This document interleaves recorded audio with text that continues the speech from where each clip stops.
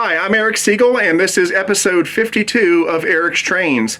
I just got a shipment in the other day of some spare and replacement parts from Lionel, and I wanted to take a few minutes to show them to you in order to share with you just some of the maintenance and repair stuff that goes on when you collect and operate model trains.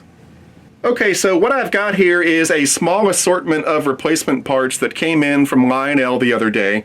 Lionel has a very good parts ordering system on their website.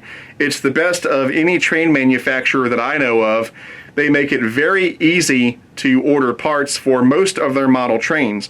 Now, of course, they don't have everything. If you've got a 20-year-old engine, they may or may not have a part for it. But if it's been made in recent years, chances are they have the part and you'll be able to order it. And so what I do is 2 or 3 times a year, I'll put a parts order in. I rarely order just one part because I don't want to pay shipping on a part that costs $2.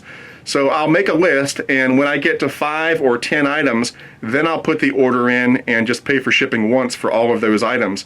And so that's what I've done here. Okay, so first up, I've got some heating elements that of course go inside smoke units. And if you've never seen one of these things, let me explain how they work. This thing sits inside the smoke unit on top of the smoke unit batting, which is soaked with smoke fluid. And when an electric current passes through this thing, the coil heats up and gets really hot, which in turn burns the smoke fluid, which in turn produces the smoke that comes out of the stack or the whistle or what have you. Well, every now and then these things can burn out. Sometimes they burn out because there's not enough smoke fluid in the smoke unit, and it burns dry and then overheats and burns out. Sometimes they short out, and sometimes they're just really old and they eventually give out. So it's always good to have some of these on hand to do some quick repair to a smoke unit. Now, you could send the engine into Lionel or into a repair center to have it done, but it's very easy. It only takes a few minutes, and the parts are very inexpensive. These cost maybe $1 or $2 a piece, and so for that reason, I never order just one. I'll order several of them, and that way I can do the project that I need to do right now, and then I've got several on hand for future projects as well. Up next is another smoke unit maintenance item.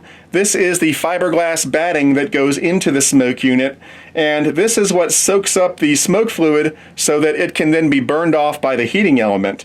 And the health of your batting often affects the health of the heating element.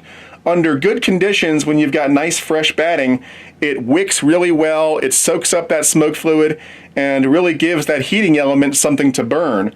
But over time, the batting can get dried out or brittle, and it also gets a little burned and black around the heating element, and that can cause the heating element to overheat because it's burning dry. It doesn't have a lot of fluid around it, and that can eventually cause the heating element to burn out, to say nothing about reducing the smoke output out of the smokestack or the whistle or what have you. So it's always a good idea to have nice fresh batting in your smoke unit as well as a healthy heating element. Now, there's no set schedule to changing out the batting in your smoke unit. It's not like the oil in your car.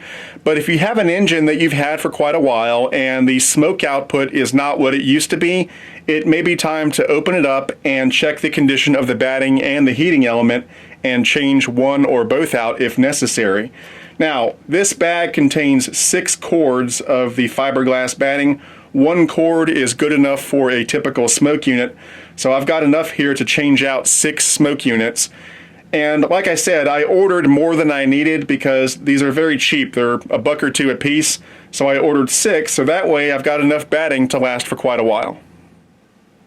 Now, just to put all that in context, here's a Lionel smoke unit, and if I open it up, there's the heating element.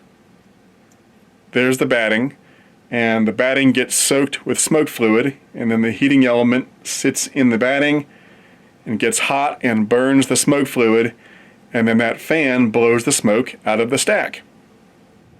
So the smoke unit batting and the heating elements are maintenance items, but the rest of the items I'm going to show you are replacement parts. So they're parts that I buy to replace parts that have been lost or broken.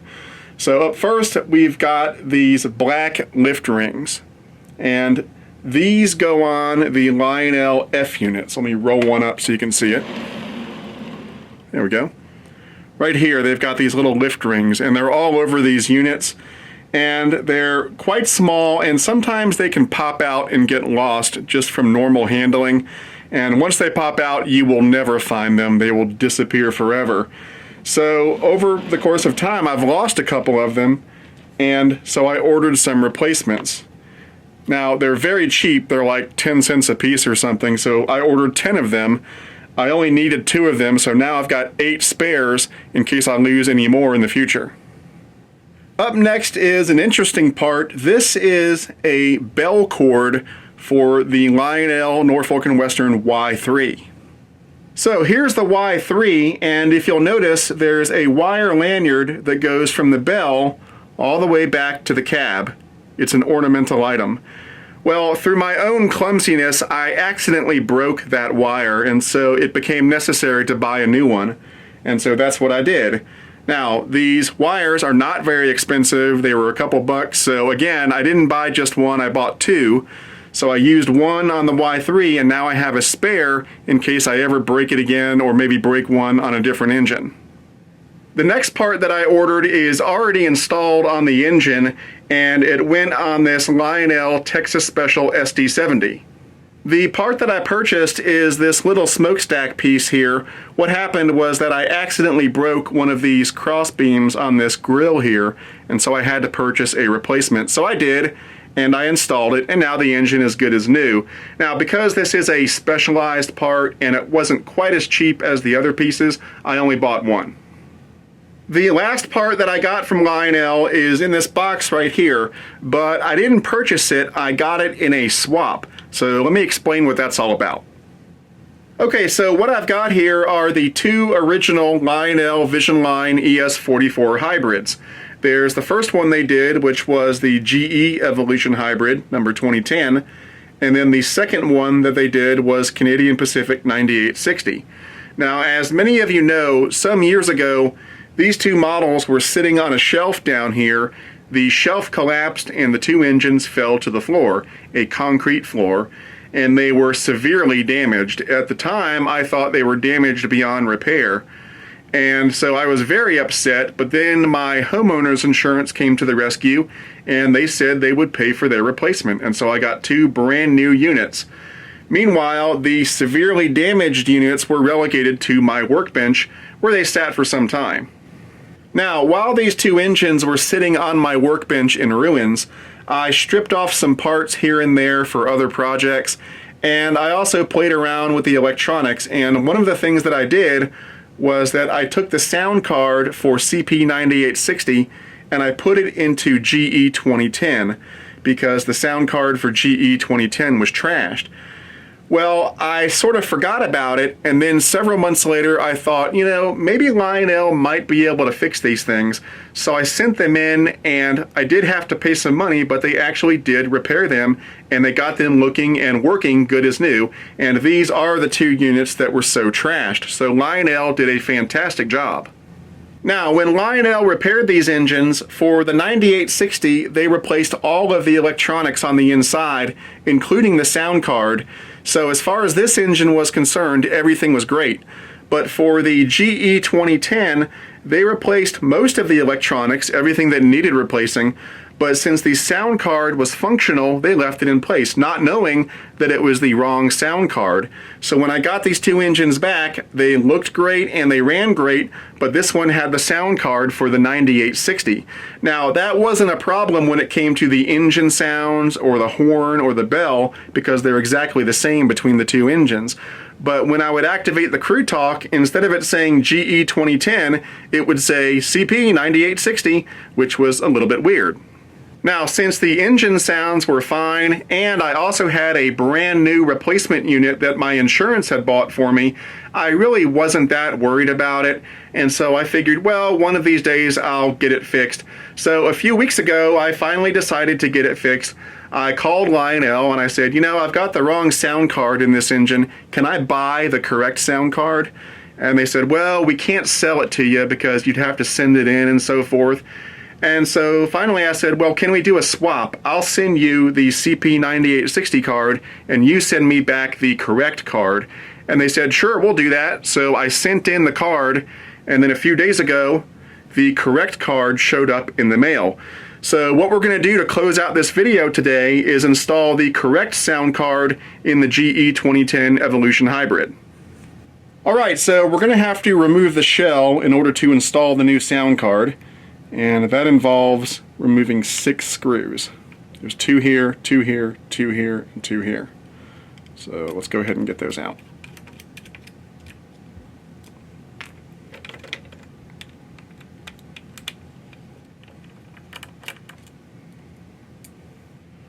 Alright, so now we'll just lift out carefully.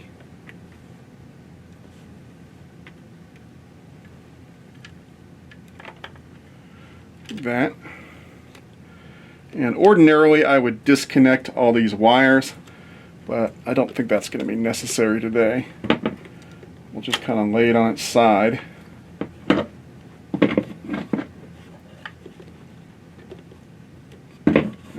Like that. There we go. Alright, so there's where the soundboard goes. And here is the new sound card. So just open that up. There we go. And we'll just plug it in like that. And we're done. So now we'll just turn it back over and carefully drop everything back in. Make sure everything's connected. Yep. You really pack these things in here tight with these Evolution hybrids. There we go.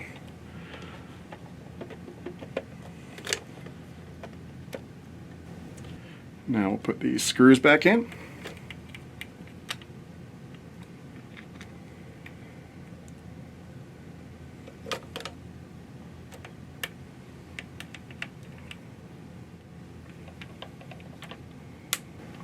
Okay, we're back on the track, so let's start it up and see what happens. GE Demonstrator 2010, do you read me? Acknowledged. That's encouraging. Here. Starter up and stand by. Roger that. Starting up the engine. Out. Sweet. That sounds much better than starter up 9860. Let's try one more crew talk sound. Dispatcher, this is General Electric 2010. Can we move to the main line? Over. Affirmative 2010. You are cleared onto the main. Over. Roger that. Clear to move. 2010 out. Alright, sounds great.